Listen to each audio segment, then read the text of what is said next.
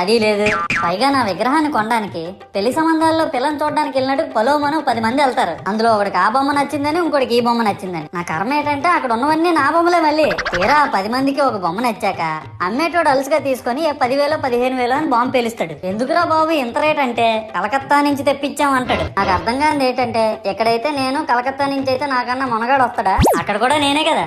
ఇలా నన్ను బజార్లో పెట్టి బేరం ఆడి నా మొహానికి ముసుగేసి వ్యాన్ ఎక్కిస్తారు. ఆ వ్యాన్ డ్రైవర్ గాడు నేను ఉన్నానని కూడా చూడకుండా ఏదో ఆలోచించుకుంటా డ్రైవ్ చేస్తా గతకల్లో గబ్బి గుబ్బి అని తెంచేసి నా కాల్లో చెయ్యి ఎరగొట్టేస్తాడు. ఈ విషయం చందాలు ఇచ్చిన చిన్నోళ్ళకి తెలిస్తే మళ్ళీ ఇరిగిపోయిన బొమ్మ పెట్టకూడదని ఏ బొమ్మ రాసి కవర్ చేసేస్తారు. సరేలే జరిగిందేదో జరిగింది, నా భక్తులే కదా కూల్ బ్రో అని చిల్లయ్యే లోపు నన్ను పందిర్లో పెట్టి ముసుగు తీసి నాకన్నా పొడుగున్నే సౌండ్ బాక్సులు 2 నా చెవులు పక్కన పెట్టి డీజే గణేష్ బ్రో అని చెప్పి నా పాటలను కూనీ చేస్తారు. సరేలే పిల్లలు కదా ఇప్పుడు కాకపోతే ఎప్పుడు ఎంజాయ్ చేస్తారు, కాసేపట్లో పూజ స్టార్ట్ చేస్తారని వెయిట్ చేస్తా ఉంటే ఆ 5 రూపాయల వ్రతకల్పన బుక్ చూస్తే